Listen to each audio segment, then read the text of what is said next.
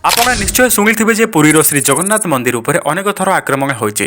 ରକ୍ତବାହୁ, କଳାପାହାଡ଼, ଫିରୋଜ ଶାହା, ତୁଗଲକ ଏବଂ ଔରଙ୍ଗଜେବ ଭଳି ଆକ୍ରମଣକାରୀମାନଙ୍କ ସଂଖ୍ୟା 17 ପର୍ଯ୍ୟନ୍ତ ପହଞ୍ଚିଥାଏ।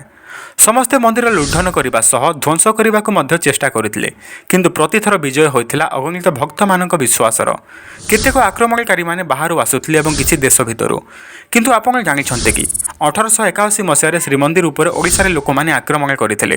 ୟେସ୍, ଏହା ସତ୍ୟ।